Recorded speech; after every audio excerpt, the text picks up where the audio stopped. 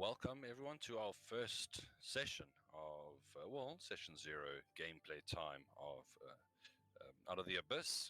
It's going to be a nice long campaign for hopefully all of you guys. We'll see if you can make it out of captivity and into the endless tunnels and hopefully, possibly back to the surface where you were all taken from, pressed, ganged into service, and brought down here over a very long and arduous journey. You'd probably be suffering from a couple of levels of exhaustion by the time you are pushed into the large cavern that is Vulcanvolve. And as that brings us into this new area here. Now, Vulcanvolve itself, give a bit of a description of what you see here.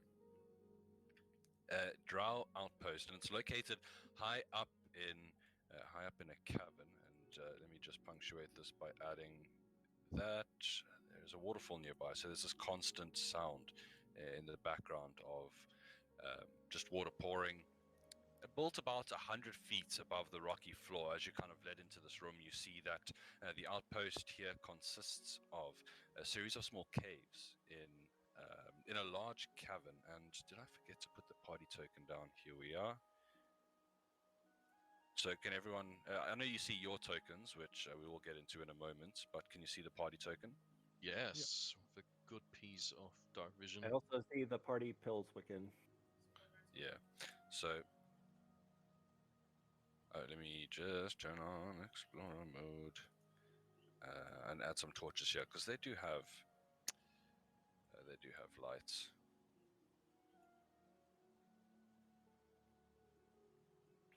All right, so this large cavern, a pool at the bottom, many kind of stalactites are connected by various walkways, and you do see a bit of movement amongst the webs as you can see some of these large spiders, giant spiders, actually moving around. And let's get something a bit more appropriate here.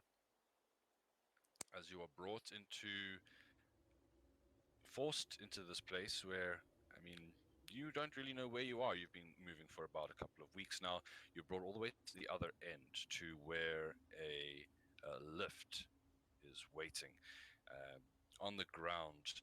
It is attached to the edge of the barracks platform with some kind of winch and basket. It's a winch and basket device consisting of a large swinging arm that carries a thin cord of, you see it looks to be spider silk, the same material that the webs are made of themselves. It runs through a series of pulleys, and you can kind of hear as some of Ilvara first steps in, obviously, with the other female drow that is with her, and begins to get winched up. Now, from your time traveling with them, you've learnt a voice or two, and you've come to recognize, you can now see Ilvara, some of you for the first time, as they have been traveling in complete darkness. Let me just get a handout for you. This is what she looks like. She's cruel, and she takes no she takes no one playing the fool or talking back to her. She wants something done, it's going to happen, or someone's going to get hurt. From what you can tell, she is a religious figure in the Church of Lolth.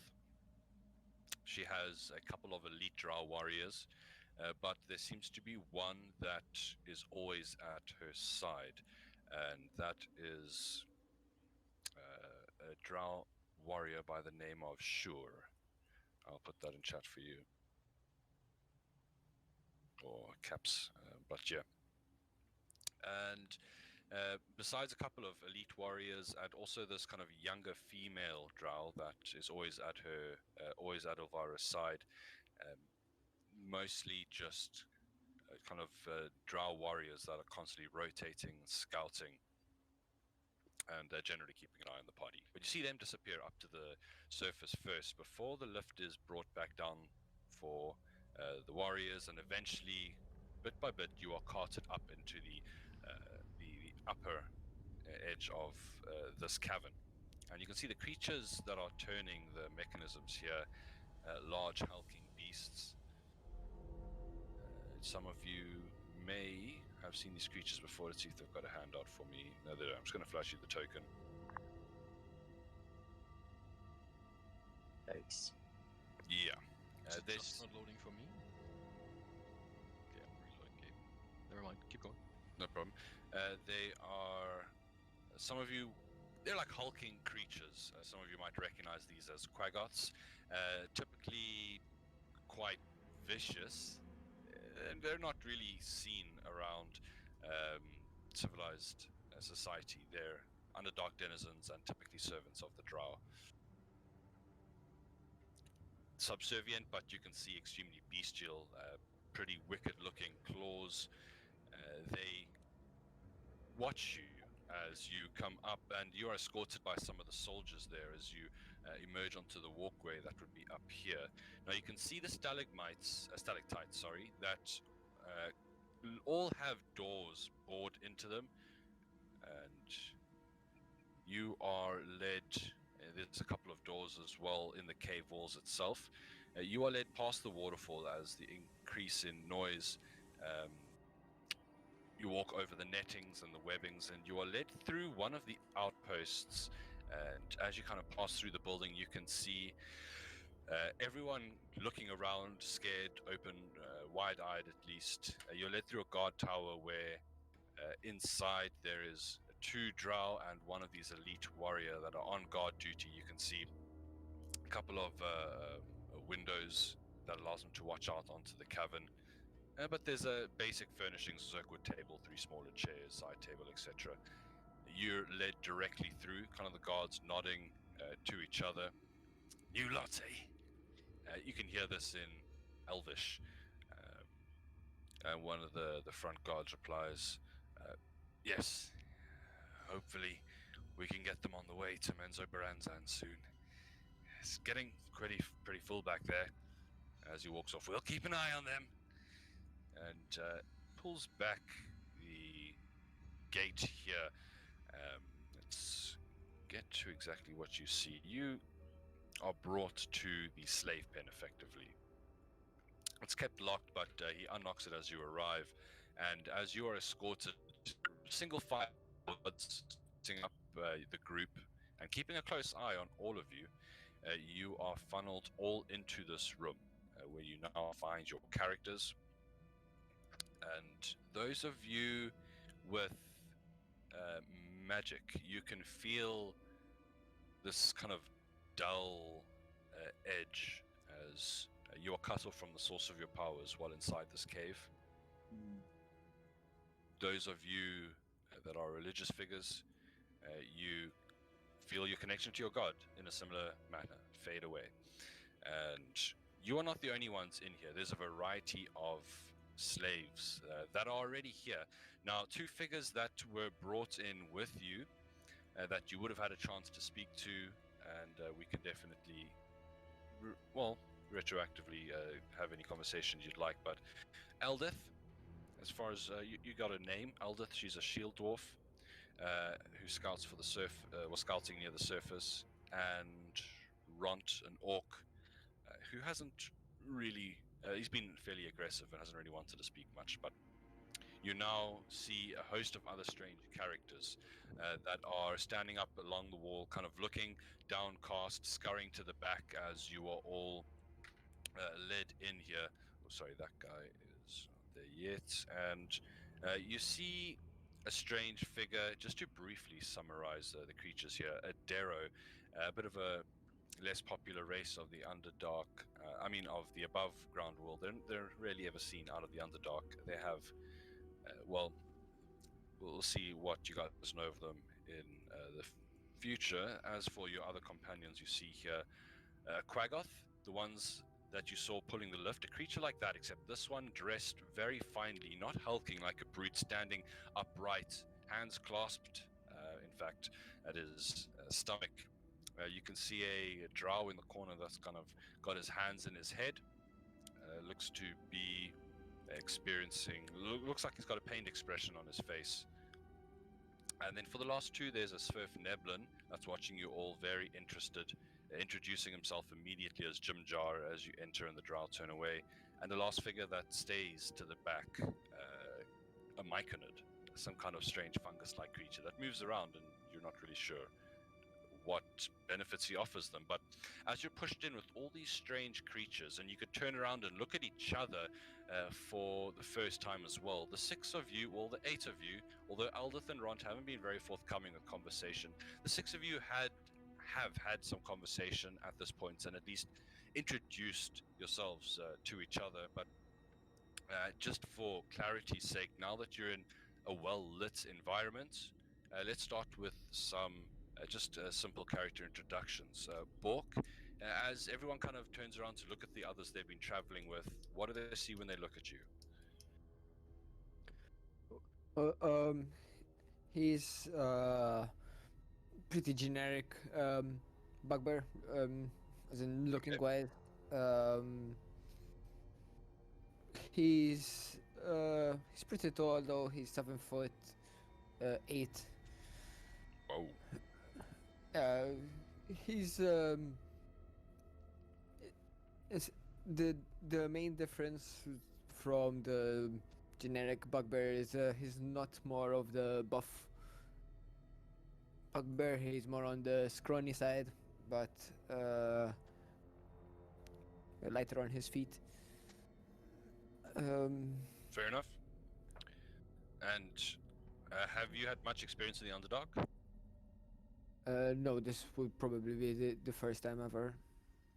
Okay. So you've been finally able to stop walking. You're not in much better condition, although your legs are burning from the trip here. The door to the guardhouse you passed through, in fact, this is left open, and you can see the guards kind of talking, sitting at a table there, casually, but with a very obvious view out into the slave pen here. You turn around to the rest of your group, and it's a very strange mixture of people. You can see an old lady gnome kind of picking herself up off the ground. Or you weren't thrown in. You're kind of brushing yourself off from the long walk here. Mrs. Pillwicken, what do the characters see as they look at you?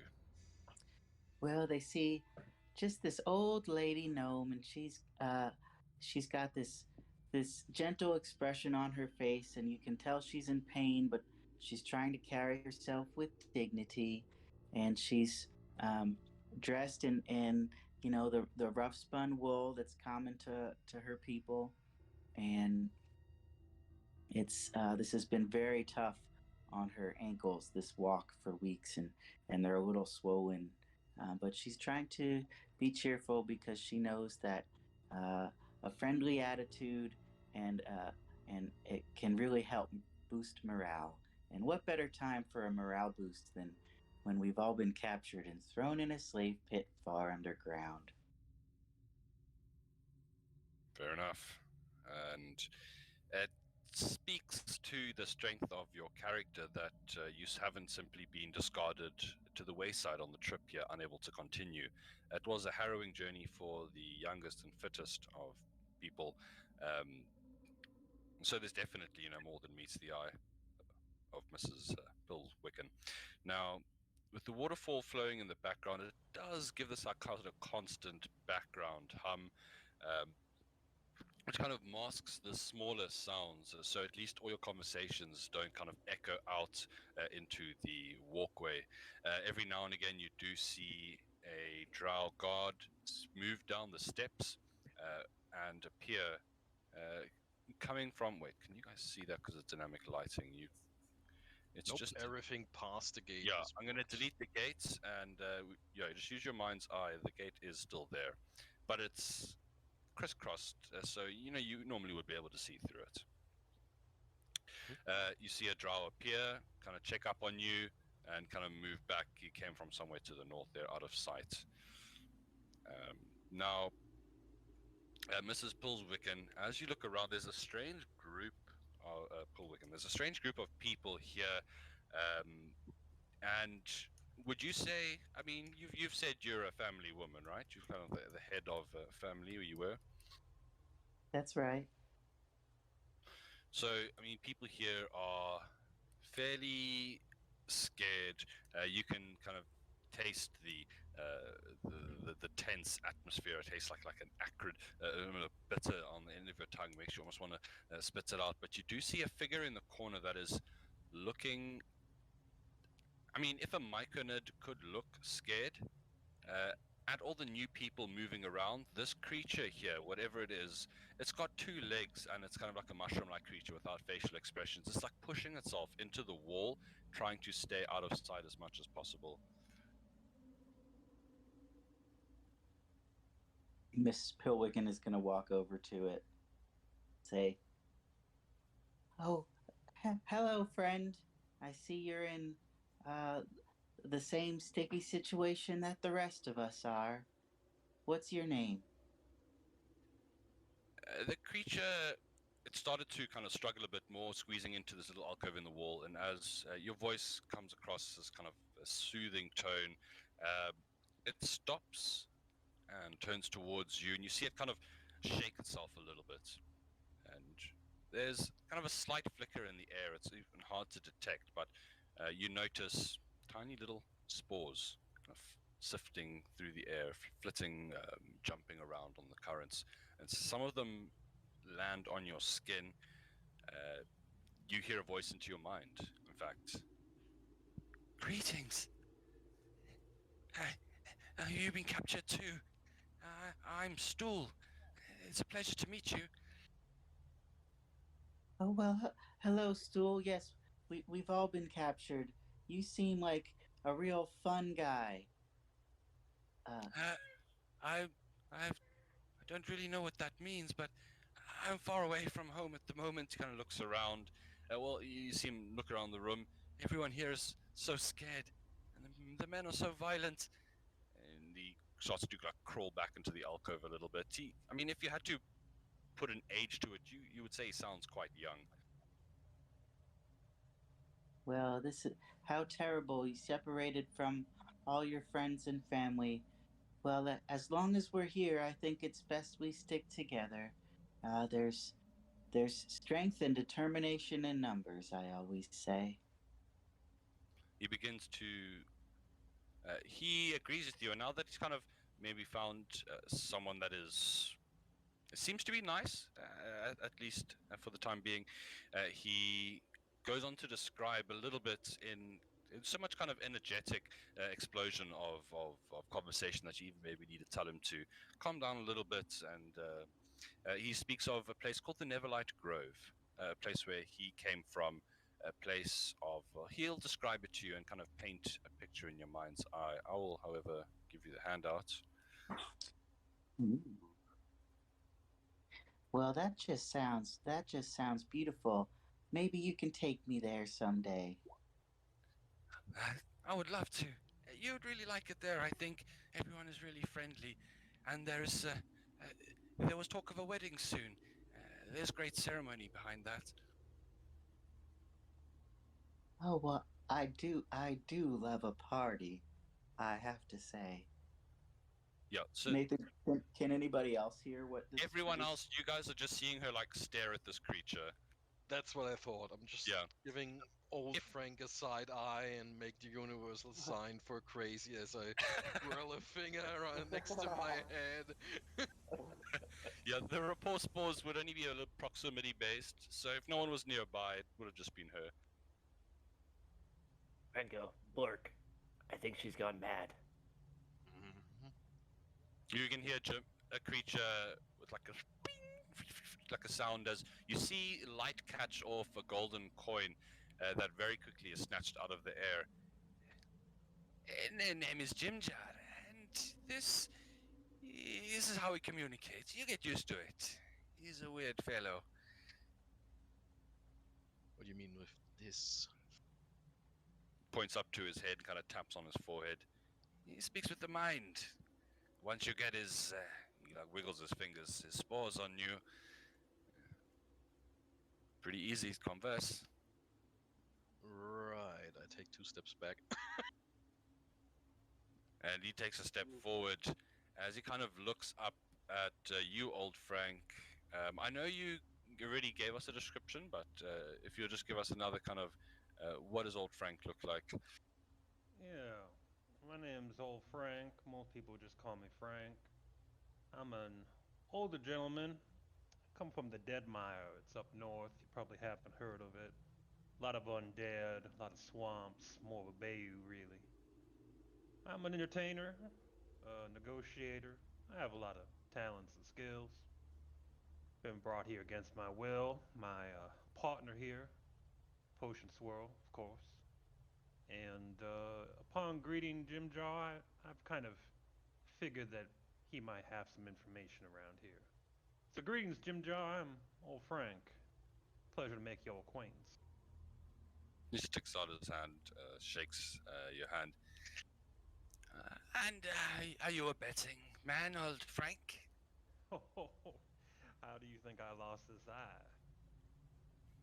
I think things got a whole lot more interesting in here. As I he believe it did.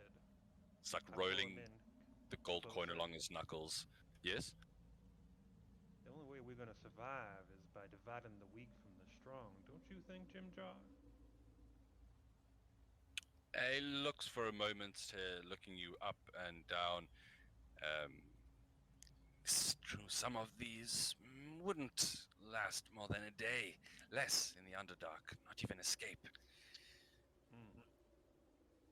And you look like the sort that might have some kind of plan. May I introduce Potion Swirl? Potion? Swirl. I'm sorry, Swirl. Yes, yes, yes. Come say hi Pleasure. to Jim Jaw. Introduce yourself. And I reach out one of my clawed little hands. I'm about the same. How big is he? Is this Swiveling?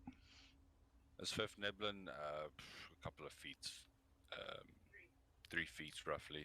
Yeah, I'm just shy of a feet taller than him, so it's Okay. almost eye to eye. And briefly, what does he see as you step up to him?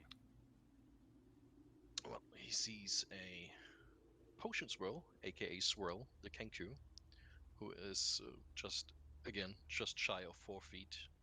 Two blue piercing eyes that just stare at him now that there are no drow around who are gonna beat him for speaking or looking up. He actually has a straight up stature and is looking around, already looking for escape routes.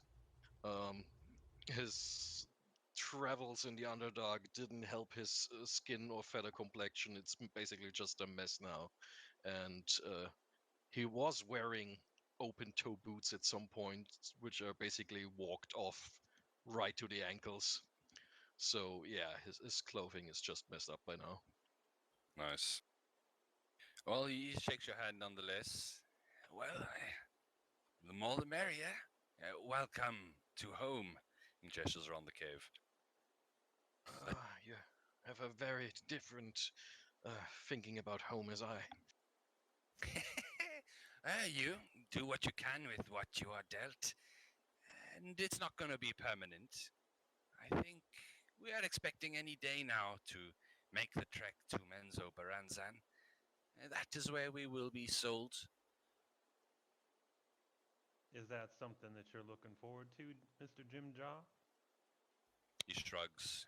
It's better than rotting in a cave, and travel means the chance possibly for escape. Hmm.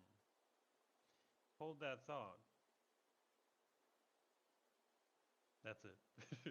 And Cranko, does your character have you approached? I saw you move your token, but is there anything you want to do or say here, or I'm just going to bring you in? Yeah, you just would have been, you would have moved up and just started listening. I mean, yeah, he kind of looks exactly how he looks in this photo. His goggles are they're kind of attached to his face, and they magnify his eyes, so his eyes are quite big. He's got like a Hunchback of Notre Dame kind of vibe going on back. Not very minimal hair, whatever is that, very kind of like a Mario moustache. I'm sorry to take the wind out of your sails, but they took your goggles, man. No. You even see one Okay, of the well then- Drow guards like, hey, this is cool. And he's like, just got it around his neck. Okay, he's got then very, very small eyes. Like little piggy eyes blinking in the lights. Yeah, literally. What else? So, yeah, he's kind of always got like a burnt hair smell about him. And Okay. right now he's just currently trying to. He's got the steel pole that he's trying to sneakily kind of just grind against the ground, slowly kind of sharpening. Yeah, I mean, you could probably find a corner or try and find somewhere to offload that for now. Yeah, definitely. Now, Bork and Tak, as you look around, there are many strange figures around you. Aldith kind of moves over to Mrs. Pillswick, and she seems friendly enough, and she kind of goes to see what's happening with Stool. You two, you do see a variety of strange figures around you, but you immediately hear whispers of escape behind you. The conversation with old Frank and Swirl. Um, Bork, well, let's start off with Tak this time. Tak, is there anything you would do as you kind of find yourself in this cave and you look towards anyone? Or let's start off with, as the other prisoners take you in, what does Tak look like? So Tack is your typical goblin, although instead of green or yellow, for some reason he is blue. Um, he's a little bit pudgy around the middle, but at this point he's probably lost a bit of weight on the travels here. Uh, he kind of gives everyone a glaring look, not really the best at first impressions. He also does not speak Undercommon, so I doubt he'll be conversing with the other Underdark races in here much. Fair. Well, I mean, I think those who can speak common would still use that when possible. It would kind of be like your own private race as well. But then that does make sense as to why a goblin has been brought here. I mean, you'd be like a bit of a shiny Pokemon or something. Yeah, it's not too often that you catch a blue goblin. Uh, Otherwise, he hasn't really introduced himself to everyone. He's kind of just getting to know the situation. Yeah. And Uh, well, yes. he is mostly going to stay around Bork and Kranko, though, just because he knows them. And Bork, even though he's a little bit scrawny, I'm sure Tack knows that he can kick some booty if he needs to. Yeah. Well, Bork, you're quite tall, wasn't it? Hulking over 7 foot. Like Or a was it 6 foot fluffy, 9? slender man. Yeah. I can't hear you. Oh, sorry. Yeah, he's 7'8", so yeah, he's pretty tall. Okay. Is that- Well, what? Give us a little description of what the other characters see as you're now in the light. Um, yeah, he's pretty similar to the token. Br- Brown hair. It's almost like beard, but it's all pelt. It's all hair, just full brown hair. He doesn't really wear much. That doesn't have much clothing on. Um, yeah, Okay. And sorry, I think I forgot to show tax token. There it is. Really handsome devil. Um, Mm. I think that is everyone's introductions here as we turn things over to the players. You find that no explanation has been given by the Drow. You have not been told what's going on. You've been put in here, the door's been closed.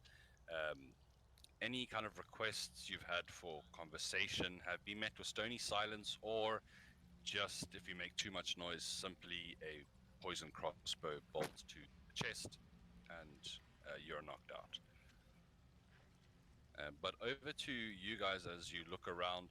You're welcome to interact with the other players, the other characters, NPCs here as you would. You realize that all your objects are taken. Nothing. you guys basically, the only thing you own besides what you've managed to scavenge is this wooden bucket that's shared between you guys in the corner. On a scale of 1 to 10, how full is that bucket already? It's probably only a 3 right now. Still usable. Good to know. Yeah. Franco's gonna go up to old Frank. I hear word of a stake. Can I trust you? Oh, I don't think you should trust anybody in this world, my new friend. My name's old Frank, and you are? I am Twinkle. But my main aim is to get out of this people.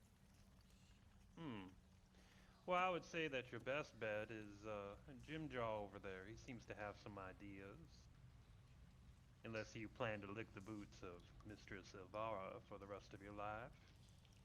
Seems we're being Well, taken to some place called Menzo Baranzan. this is good, no? To be sold into slavery at a larger town filled with drow? I mean, I suppose it's in the eye of the beholder. I mean, I hear this town is somewhat marvelous. But You know here, I about have something Menzo to. Baranzan? I have heard tales. Great market, perfect for setting up stall. Your plan as a slave is to go to Menzo Baranzan and establish a small shop. Am I to understand that correct? Well, not as slaves, but yes. Hmm. Let us consider the alternative, where we are not slaves. Hmm? Right. Well, I have I don't something suppose. to, Oh, to go show ahead. you. He's gonna pull out the well, not pull it up, but the cape, like his inner thigh where he has a metal. Ah, I I see. yes, I spent a long time working with tools manipulating metal. Can work this into something. And kind of hastily put it away as one of the drow guards kind of looks inside and after satisfied nothing untoward's happening and walks away again. Once the guard starts to walk away, you can see old Frank begin to tap his foot. I'm sorry I can't continue this conversation right now. I'm keeping track of something, but how about you introduce the rest of your friends to Potion Swirl and perhaps we might have some kind of agreement? I'll join you when I'm done. So I'll go Uh, around to the party that we've been brought in. Perfect. Nathan, old Frank is doing a performance to keep the beat. Sure. Time how long it takes for the guard to go back and forth using percussion. Yeah. Okay, you're welcome to give me a roll. Okay. I can Okay. still keep a tune. You would hazard a guess at roughly 10 minutes. All right. So I'll keep occupied on that, waiting for the guard, but not really looking that way so much. Stand over here by Jim Jaw. And this shield dwarf kind of steps in as well. And you can see for a moment she is talking to Stool, and she speaks to you, Mrs. Pilwicken.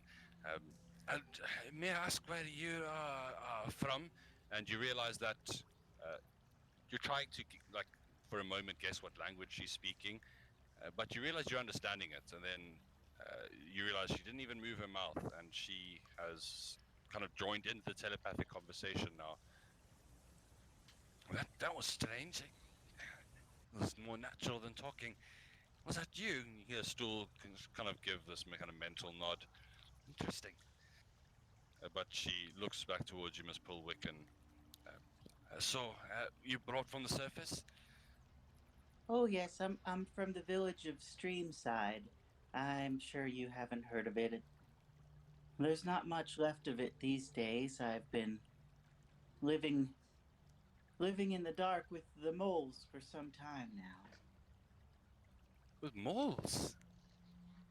Oh, Oh that's yes. interesting. Like giant moles. No, no, no, no, silly. The regular sized moles. The Oh, the size of your average cantaloupe, I'd say. She just kind of nods, and you get the idea she probably doesn't know what a cantaloupe is. Okay. Well, you've found yourself in one of the worst places possible in Faerun for a surface dweller. You're probably miles below the surface at this point. Not Well, to darken the mood, sorry. no, that's okay. I've lived a long time, and I've never been captured and carried underground before. So if if this is how I spend the last of my days, then this is how I spend them. But uh, hopefully things change for us for the better soon. And she touches her finger to her nose, and she says, uh, she says, "How I appear and what you see is not now what it will always be." And then nothing happens. And she says, "Oh, just as I suspected, I'm separated a bit from my mischief at the moment." You feel pressure on your leg. A stool kind of like slowly walks up and just kind of he doesn't have arms, so he couldn't really hug you, but kind of pushes himself against you a little bit in a placating gesture, trying to comfort you at the very least. Don't Eldith comments as well. I mean, we'll eyes moving around. We'll find a way out of here. I'm sure of it. I need to return to Gonsalgrim anyway. I've been away scouting for quite a while, and they're going to be expecting me back. Not expecting me to be captured here in some drow outpost. Spits to the side. Well, let's get you back to your family then, child. She nods. And she turns to Jim Jam and says, "Cousin, how long have you been down here?" Is Jim Jar, and I would say about 6 days at this point. Do you suppose they'll move us out soon? Shrugs. It's impossible to know. I'm not knowledgeable of the Drow. Okay. But he kind of tastes the air for a moment with his tongue. I feel like it should be soon. In fact, I would wager 4 silver pieces it is within the next 3 days. Well, I'm not much of a gambler myself, and but I Looks crestfallen. you seem like such a trustworthy young man that I'll take your word for it. He suddenly bouncing back, kind of steps forward, and holds out his hand. She takes his hand, shakes it. Perfect. Yes, and it starts. He looks around, kind of like all the new marks stepping into the room for him. Things got a bit more interesting. He leans back against the wall once more. So Mrs. Pilwick, her fingernails have grown a bit while she's been in captivity, and so she's just been kind of scratching at the hem of her little wool wool blouse, kind of loosening up tufts of wool, and just keeping little tufts of wool and putting them in her pockets. Okay, fair enough. Kaka's gonna head over to this orc fellow trying to take a dump over here, and he's gonna lean up against the wall next to him. He's gonna look at him, and he says, "Hey, Mr. Orc fella, mind if I call you Lenny? I'm gonna call you Lenny." He looks over to you with a vein bursting in his forehead. See, I trust you. Your muscle. That's good. We need that. A lot of weaklings in here. But I'm not just a normal weakling. See, I'm a smart weakling. But see, you got all the muscle. Now, we need to work together. I'm thinking that we can be a bit of a duo. What do you say?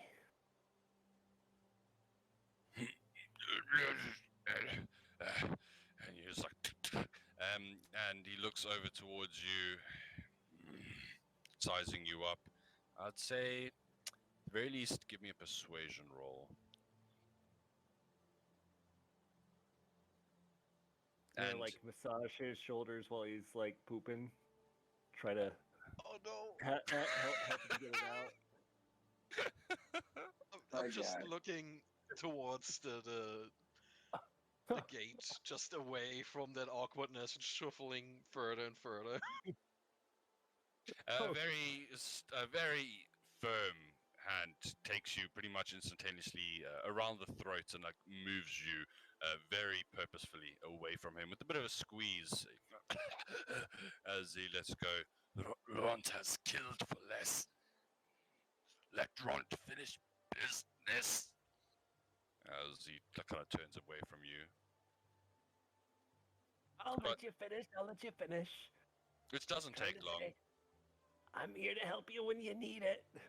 Just as I hope you're here to help us. You know. Ront the ones help who know what they're himself. doing. Yeah, he says Ront helps himself. Speaks in very short sentences. Doesn't seem to have a very good temperament. And as far as you're aware, doesn't really seem interested in forming any kind of alliances, unfortunately. And he heads over to the wall here and just kind of sits down, slides down again. Wait, he slides down? Well, just like gets into a seating position. There wasn't even any toilet paper in here. No, man. Mhm. Imagine the smell of us all for the last 3 weeks without shower or washing hands or toilet paper. Maybe he Well, does the no, without that, showers, not really much of a change. like dog dragging your bum on the floor kind of vibe. Just goes a bit of a circle and then comes back. Well, yeah, a variety of strange figures around and abound as there is another check from the guard at the door. And this time you see an elite, one of the more elite warriors there. They typically look to be wearing some studded leather. They have shields, short swords, hand crossbows at their sides, which you know the bolts are laced with the Drow poison, which tends to knock people unconscious who are not strong enough with their constitution to overcome the effects.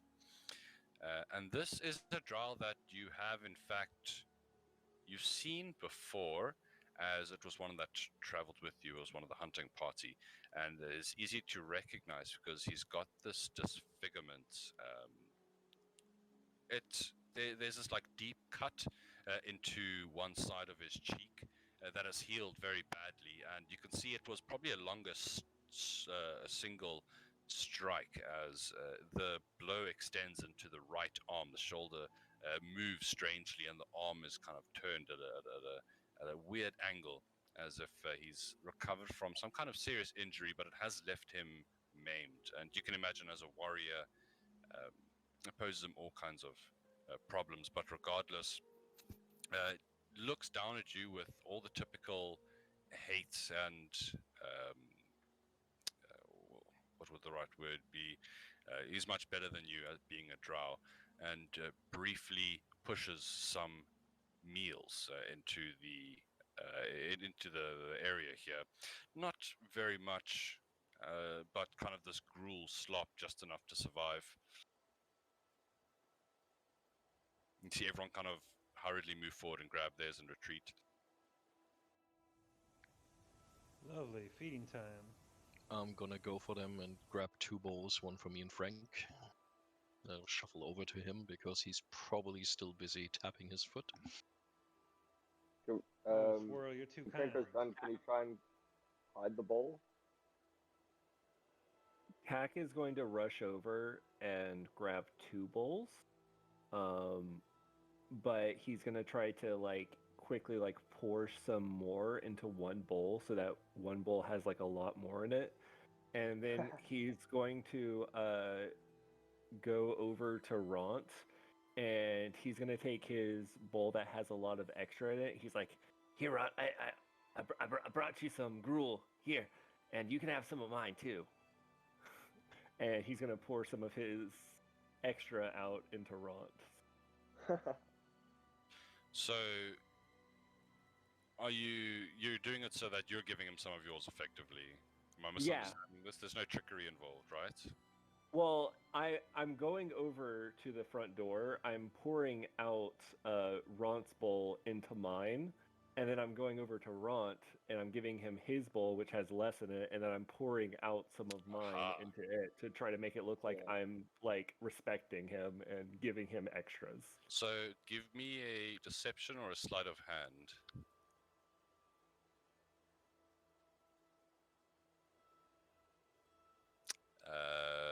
Ront snatches the bowl from you. Give. Starts pulls it back, licks it. When he's done, he kind of just throws the bowl back right over your head towards the gate, off into the distance. But he doesn't talk to you. He gives you a single nod and then kind of starts to stare ahead. Maybe some progress at least has been made.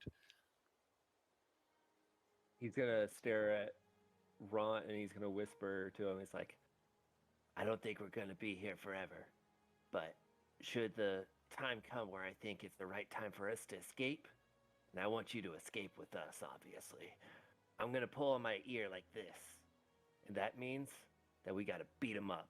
We gotta go after these guards, knock them down, pulverize them. You in?" He looks towards you and he doesn't really give you a very committal sign, but he listens to what you say and he doesn't shake his head or respond to the negative. It seems Alright. like he wants to remain neutral for the moment, but you definitely got his ear. Then he's gonna. Could you join me over here, please? Who are you talking to? Swirl, Oh, me. my best and kindest friend. Ah, that's the very best friend. Yes. Listen, I say in hushed whispers. Jim Jaw is obviously going to try to get us killed or sell us out to give himself the advantage. He's one of us. Do you know what I'm saying? Mm-hmm. These bowls, do we have any way of perhaps modifying them or making some use out of them? I That give a. Franco over there. I'm doing like the very slow look over the left shoulder, look over the right shoulder if anybody's staring at us, and I'm Mhm. trying to use sleight of hand to flash that stone shard at old Frank just for a split second so he sees it. Nice. All right, very well. When you look over your shoulder, you see Krenko hiding his bowl behind him. And then- Maybe to that. So these bowls, what are they made out of, Nathan? It's Zerkwood, the kind of replacement down here that they use. All right. So the idea is to use that shiv, for Swirl to use the shiv, to shave off a sliver of wood here so that we might be able to cut our bindings if we can hide it on ourselves. Okay. Well, But I am already have proficient something to with the- cut. Yes, but I Yeah, thought you need perhaps- something. Correct. I also know my way around a lock. If I had some small wooden pieces, I might be able to do something. So You get to work on that, and I will distract our friend over here. let's just before we go on that reiterate your restraints. So each one of you is, when you arrived, you were fitted with an iron slave collar, along with manacles connected to iron belts by a short length of chain. It leaves you restrained, but it doesn't affect your movement or speed. Mm. And did we get a look at the kind of keys the Drow were using when they fastened those restraints on us? Is it like a big clunky key or like fine clockman work?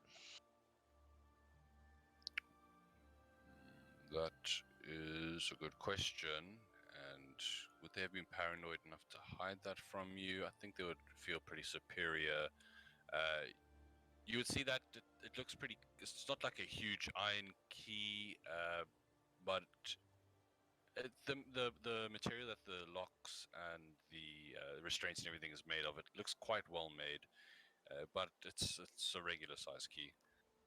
Hmm. So you could shimmy in like a toothpick-sized piece of wood to fumble around in there. Oh, I mean, if that wood is like aged with diamond, it probably would just snap on the mechanisms. Bad. Um, if they were to describe what the key looks like to Krenko, would Krenko be able to try to replicate it? Because I know artificers can try to. Cracker did mention that he was quite good at building things. He's also the one with the you know what. Yes, I spent lots of years doing these.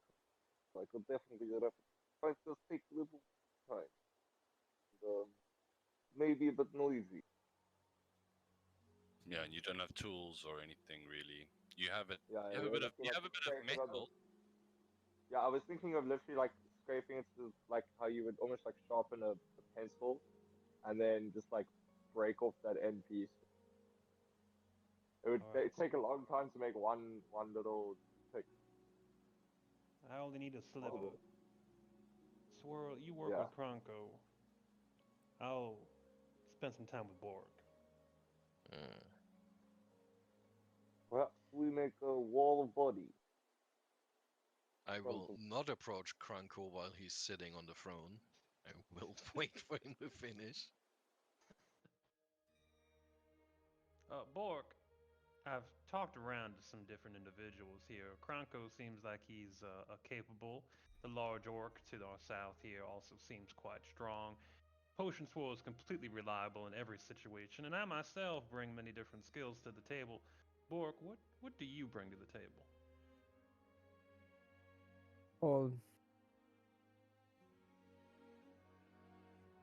Well, mostly I bring my fist, and he literally shows his fist. That's sizable. You are a large. How do I refer to you? What are your people? Oh, yeah, I'm a bugbear.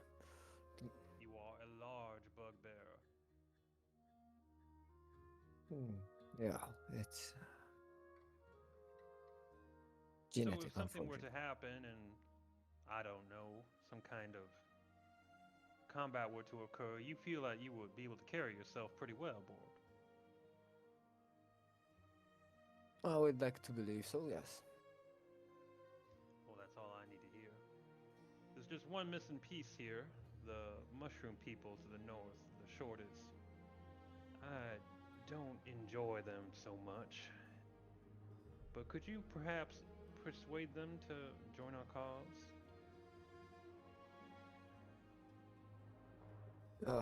I don't really think you wanna leave much of the talking up to me. Very well then, I shall reduce myself. And Frank, before you walk over there, you kind of feel this hulking presence behind you. You turn to see Prince Derendal stalking up, and I mean, the Quaggoth is quite intimidating. He'd probably also be around 7 foot at least, standing up straight, which he does. He doesn't hulk like the other Quaggoths do. And as he approaches, sorry, I don't mean to interrupt. Are you? Did you say your name was Frank? I heard. Do you speak Elvish, Frank? I speak common, undercommon, and goblin, but I'm not very proud of it. So you hear this kind of sing-song language flow over you, and you're not really taking it in. And he realizes the swapping to undercommon with a slight distasteful grimace. Apologies. When you can hear him. I thought I should introduce myself, as we seem to have a large group of people joining us. Welcome. to Valkenvelv, for what it's worth. I am Prince Derendil. A prince. Yes, please, do not let this uncouth form deceive you. I am, in fact, suffering from a most vile curse. I am, on the inside and forevermore, as I was born, an elven man. Old Frank takes a small curtsy. Well, nobility is always to be cherished in any many forms it comes in. Although I must admit, standing between you and Bork, I feel like a small bridge between two cliffs. Apologies, he steps to the side, kind of give you a bit of personal space at least. Now, I'm trying to make a measure of everyone in this room. As far as I can tell, we outnumber our jailers in this immediate vicinity, and the guard is quite lackadaisical. Are you an individual who seeks their own freedom, their own path in this world? I would say very much so, as you can imagine, being an elf and definitely not a drow, I can tell you, to be trapped in the body of a race of servants belonging to the drow, to be taken to Sold and live under them, it's simply more than I can bear. And he starts to, you can see there is definitely like anger, and he's trying to hold back, but you can see flexing his hands is like very large, vicious claws. Well, this form does offer many different traits. For Indeed. He'll kind of point towards your claws. Amongst this group that we are in, there are many different tools that can be used, and like a small band, each of us plays our instrument in a certain way. Do you understand what I'm saying? I think so. He turns his head to the side.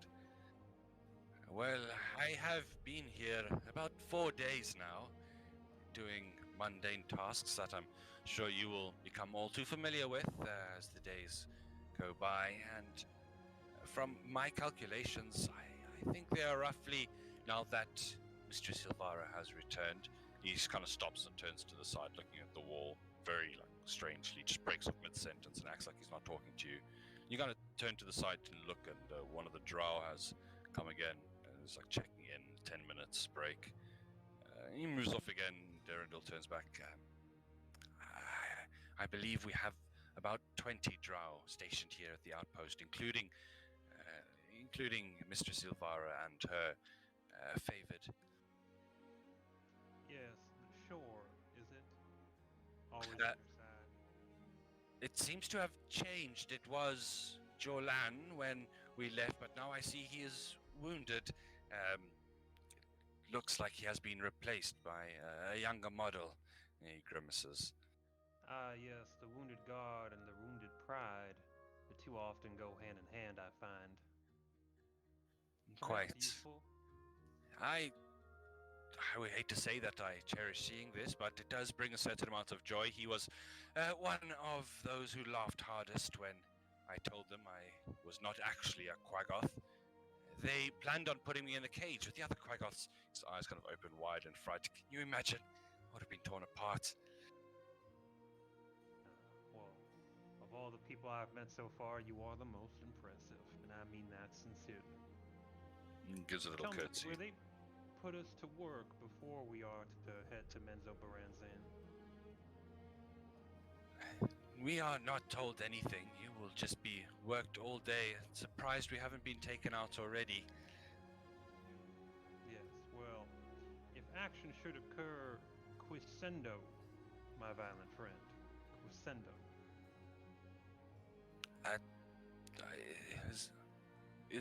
Sorry, what are you saying to me? I'm not catching this.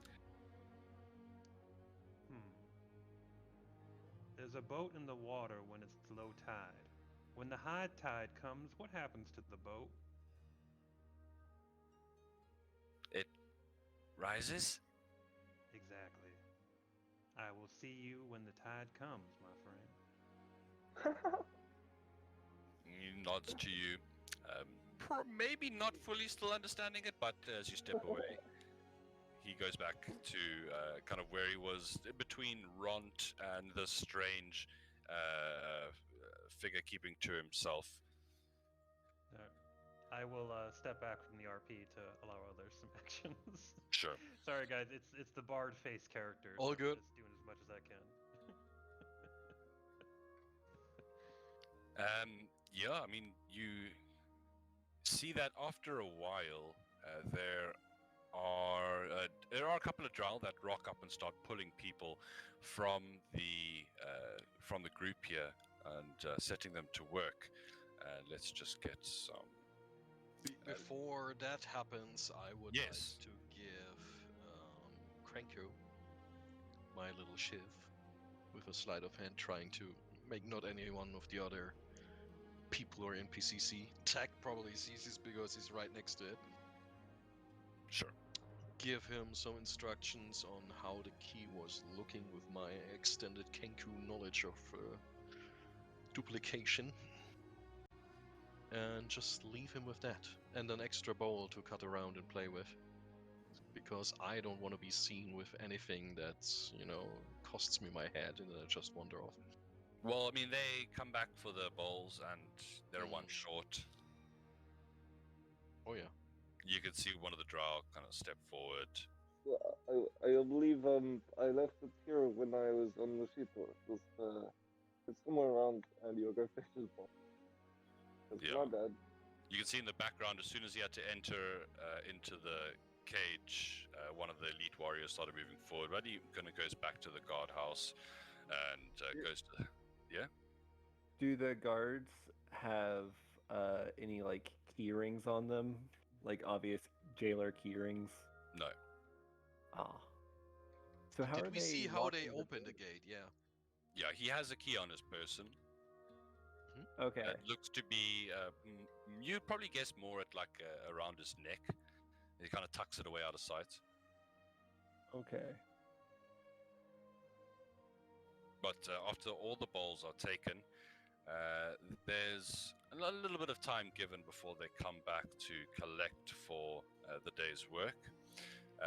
As far as time goes of this day, I mean, you lost track of day-night cycles very long ago. You woke up recently, probably about 3-4 hours ago, so the day, verted commas, is still young. Does anyone else want to speak about anything in particular or talk to any one of the NPCs, something like that? Any particular role play?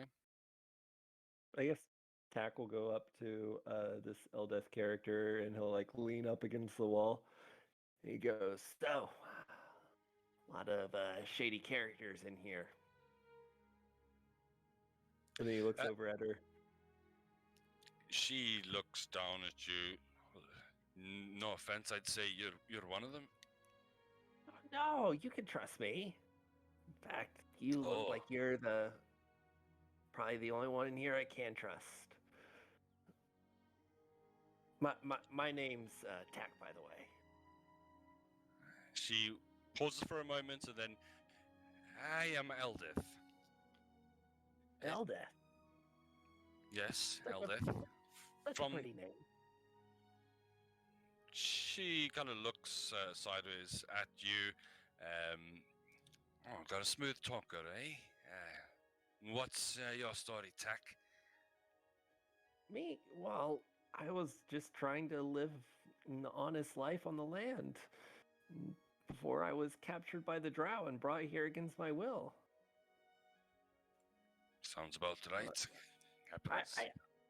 I know being a goblin is like it's hard to trust me, but we're not all evil. Yeah, we're in the same situation. I try not to judge and by the color of people, or as she points towards you. Although goblin, no offense, I've not had the best of relations with my people. I understand, but of all the dwarves my people have killed, you've also killed goblins, so it's kind of a fair trade that we're just kind of going into this relationship in the dark. Come on. Now, I'll give you that. You look like the trustworthy type. That's all I'm getting at. And my hope is that maybe we can learn to trust each other, right? Maybe. We definitely will need to work together if there's any hope of escaping this blasted place. Well, also escaping's kind of dangerous, you know? And that's why I'm just trying to put my foot down and just make a pact, an agreement between us. If anything happens, we protect everyone, right? She nods. No. Of course, especially Stool. She kind of pats Stool on the head. Of course, Stool. Stool's important. But we don't leave friends behind, right? She shakes her head as if, why would you even ask her that? Well, there's already people talking about trying to make a break. And, I'm kind of scared. I just want to make sure that you have my back when things go down. I can't imagine how we're going to get out of this place, but I'll do my best to make sure that everyone gets out safely. I'm just one person after all.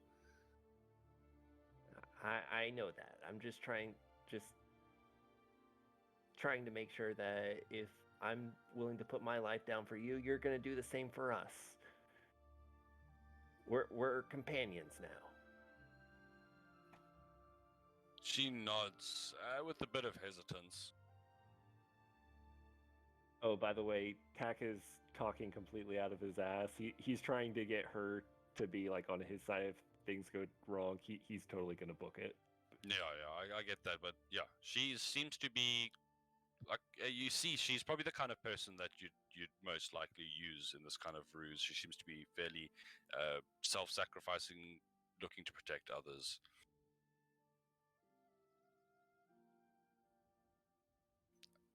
Okay, now, he's gonna go back and hang out with Fork and Krinko. Cool. So then, say there would be a bit of a break of half an hour to an hour before they come and pull some of you out for work duty. Now, let's let's roll some dice here. We'll say 3 of you are chosen. So 2, 1, and 4 on the list. 1, 2, and 4. That's Bork, Kranko, and Old Frank. They kind of just pull a bunch of you, Bork, Kranko, and Frank, and then they also take to work with you all. They call Aldith and this figure at the bottom, who snarls and stands up right away and walks over, and they get Ront as well, big guy. Okay, and you 6 are kind of led off, 3 of the party, 3 of the others that were already here, into the place at large. Let's see here. Old Frank, you are teamed up with this strange, the strange figure you haven't spoken to. And 1 second here. You are taken through the barracks, past the waterfall, and as you kind of move over there, you do see kind of a giant spider is slowly making its way across here. But you are taken all the way down to where the Quaggoths are working on the lift, and you can see large strands, coils of rope that they have piled up, and you are tasked with coiling them, and then uncoiling them, and then coiling them again until they fetch you. Very well. Let me just put a party token there so everyone can see where you are. And the strange figure mumbling under his breath with you doesn't seem very talkative, as you are behind these 2 Quaggoths that are on lift duty. Every now and again you can see a soldier walking past, as the gates here, you can look into every now and again. You get a glance inside. It seems to be some kind of barracks. There's about 6 beds inside with little chests next to each one. Some of the Drow go in and out. At most times, it looks like there's kind of a guy in there. The room to the east, you see a couple of Drow off duty moving in and out, sitting at a table, drinking from a mug. That seems to be where all the food is stored. But you are sent to work there. As for Cranko, you are teamed up with Ront, the big old guy here, and you are tasked with emptying the bucket. You have to take the lift down to the water and go empty it in the waterfall down there, wash it out, I have no problem. and then go replace it. In fact, they'll pull Ront aside. That's not really a two-man job. You can go and do that. And the Drow are kind of watching from the ladders up here. I make sure it's extra clean. Sure. And as they drag Ront away to do some other kind of work, you see... Let's just double check something here.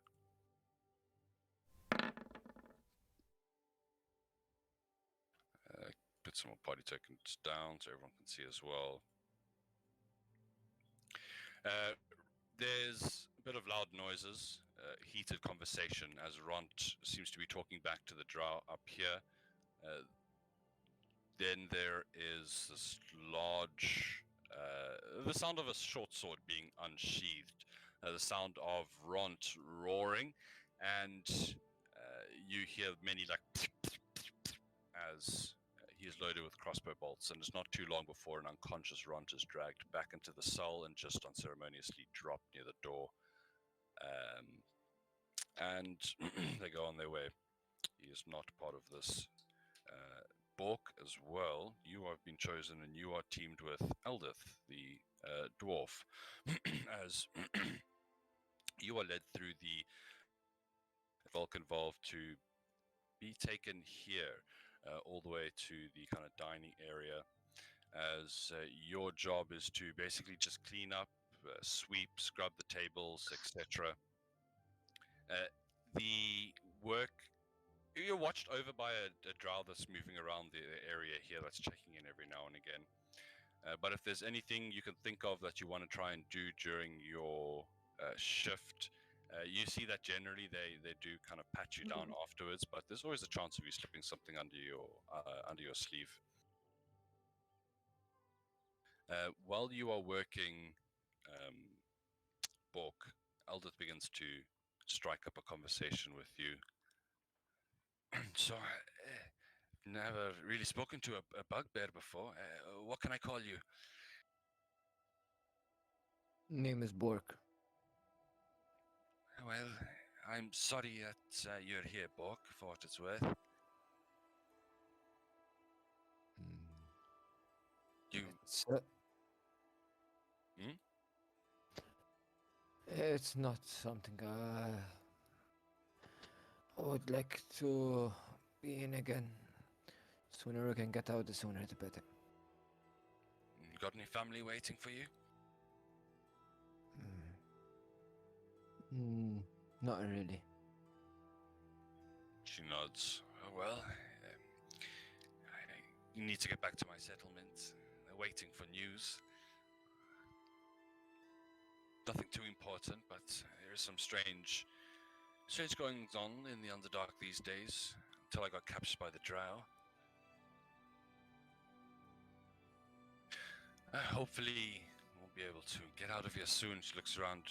You and your new lot that's been brought in seem awfully quick to be plotting escape. From what I've seen, they don't give us much of a chance. Kind of keep silent for a moment as the Drow does a patrol outside the door, looking inside. She begins sweeping quickly again. Yep.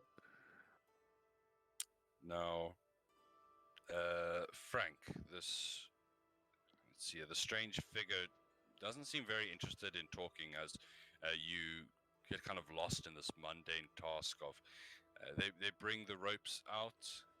One of the Quaggas brings it to you, this kind of mess, You have to untangle it, coil it up, and it's long, it's heavy, it's very tiresome work. Your arms begin to ache. And when you're done, you signal for the Kraggoth, one of these here, to take it away, takes it into the nearby house, and comes back with another mess. And this just perpetually for hours on end. When I'm out here, is my magic still dulled like it was in the cell? No, as soon as you leave the cell. I see. Give me a moment while I weigh some of my options here. Fair enough. Yeah. Yes. That was all the moment I needed. No problem. I'll coil a rope and look over towards my new companion. You don't appear to be a person of many words. Yeah. Bopido thinks. Bopido watches. Yes, I used to watch too. Although perhaps I watched too much in my younger years. There's no watching too much. The gods, they look down upon us. They keep an eye on old Papido. Maybe they look after you too. Ah, I see. Favors for favors, that sort of thing. He glances aside at you. Get back to Grackelstoch one day. And Papido hopes to see his people again. I suppose it is better to bend the knee here and gain the favor than it would be to fight against it. The bird flowing down the river, as it were. Are you the bird, Pepito? Going with the current? He gives a non-committal shrug. I wish not to taste the drow poison again. When the time is right.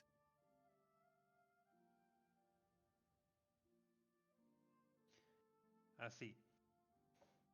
So I'm gonna look around here. So these two guys, are they fairly distracted with pulling up ropes and stuff, or because I know there's a guard patrolling over here checking in on Bork and his team member. But in this general area where I'm coiling up the rope, is it just kind of these icons that I'm seeing? This is kind of a major traffic area. Yeah, every now and again, for the most part, it's just a patrolling drow.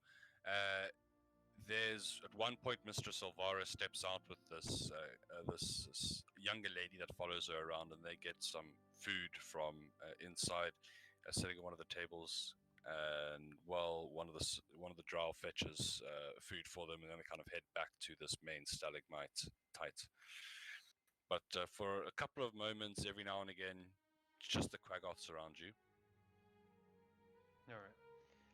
I don't have any other actions for this. I feel like I've got a good opinion of Pepito, and yeah, I won't be causing any ruckus. Okay, so you guys in the dining area, when you are done sweeping, they get you to move scores of heavy boxes containing rations from one side of the room, kind of stack them all neatly, and then move them back to the other side of the room. And that's pretty much what you're going to be doing for hours on end. And as you get back up from cleaning out the ablution center, Cranko, you are kind of set to. Let's see here. What are they going to have you do? You're going to start preparing food. You are told to prepare a meal for the slaves to keep them in high energy for the coming days. And I mean, you were given gruel now, but the meal you're given to prepare is quite adequate. Meats, breads, cheeses, a bit of old wine. It's not what you expected. Do I get any kind of tools to prepare the food with?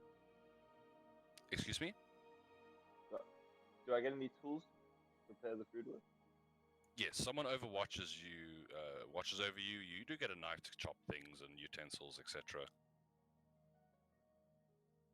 And if any of you guys wanting to steal pocket things during your shift, you will kind of be searched afterwards. So it's going to be a sleight of hand or some kind of check to conceal what you've grabbed. Talking about stealing things, after Bupido left his corner, which is probably the only real corner not visible from the guard tower, I would like to see if he stashed something away there. Okay, give me investigation, perception. They're both pretty shit. 14. Yeah, there's something, all right. About hip height in the back of the wall, there's like an indentation that's kind of been dug into the wall there where there's a couple of coins that are smothered in dirt to look like the same color as the wall. Perfect. I'm trying to swipe them without anybody seeing me. Okay. I mean, no one's really interested in what you're doing for the most part. You can see this drow in the back. He's been moaning in pain and holding his head, like complaining Yeah, about. that guy is sus. I don't care for that guy. Very well. Ront is still unconscious. Mhm. And let's see here. As you kind of all. Oh, you've given me a sleight of hand? Oh, yes. 10. Okay. Crap. For what it's worth. Eventually, you're all brought back to the cell one by one. Yes? I want to ask, the guard that you said was keeping an eye on us, is he just standing there, or is he like moving back and forth? He's keeping an eye on you and the other group out here. So there are certain moments where you're not under 100% supervision. And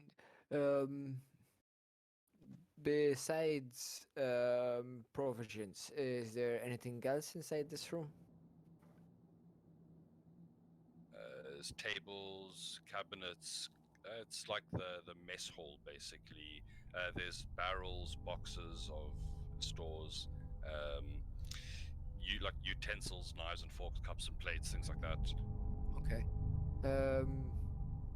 Yeah, Borker's gonna try to take a couple of forks to try and give them to Krenko, so to try and make like lockpicks from them. A couple of forks. Okay. Let's see here. So, I think you're gonna need to give me a sleight of hand.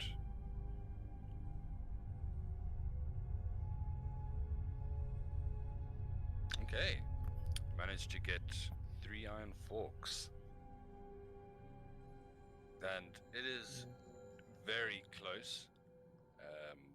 As you're kind of getting patted down, you're pretty nervous because as you get back in, the elation you momentarily feel quickly turns to dread as you hear this cold, feminine voice. Wait a moment. And you see Ilvara moving from the cabin, from this area here. And as soon as she moves past, the elite Drow warrior stands up, moves to her. And you can see the other two, the Drow that escorted you here, also standing. The gate's still open, the door in the gate at least. Ilvara points towards Ront on the floor. And with a flick of her hand, gestures to the elite Drow warrior next to her, who rushes in, leans down at the sleeping Ront, and cuts his throat. You see blood begin to pool on the floor as he gestures, and the other two Drow come in and begin to drag each of his legs out onto the walkway here. Ilvara turns to the Drow, kind of saying offhand, but obviously meant for you guys to hear. Will not tolerate any misbehaving from those that are not even people. And she nods the Drow lift him up and throw him over the edge. Not that guy. And you see him fall down and likely Drow flies. to get caught in the spider webs below. As he falls, I'm going to hear a burst of motion. Spiders from every direction swarming over the webs, over the body, as Ront is very quickly entombed in webbing. And without looking back to the rest of the people in the cage, close it back up. And I don't want any further problems or interruptions. As she walks away, the last kind of mutterance is, I should have been here by now. I want to leave this place. And that is where we're going to end our session tonight. Hey. Oh my. Oh no. Some good RP, man. Yeah. We are gonna die. Ooh. Rip Rond, MVP. Yeah. Why did I even write his name down? Unfortunately, Ront, too quick to anger the Drow guys here. This is what happens to him. You can see all the blood spraying from his body. Oh no. But thank you guys for the first step on what is going to be an interesting and eventful journey. You all survived the first session at least. Yeah. I think there was an abundance of caution when you warned us that your other group had lost, several people. Yeah, you should have seen the first time I played this. It was Connor and Jess, and they were just like showing the finger to the gods, like "fuck you, what are you gonna do?" New player syndrome, where you're too overconfident. Yeah. And yes, I had to beat them and drug them so many times and hang them over the edge. Like, you see that? Do you want the spider? Do you want the spider? Start every time they point a finger, cut off that finger. I think it was a really big shout out to Miss Pilwick, and what a change of voice and characterization. Yeah. Congratulations, man. I really thought that was a hell of a performance.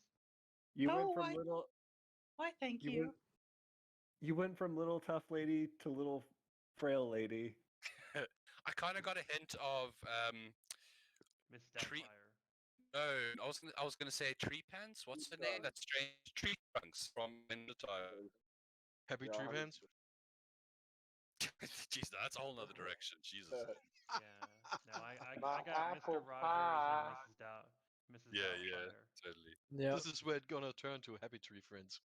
Miss Pilwicken is gonna be our first victim. And Nathan, when you had the prince say, rise, it's like, yeah, I speak in similes. This is gonna be a theme. Nice. I'm looking forward to it, guys. It's midnight here, so I'm going to be calling it, but I will see you all next week.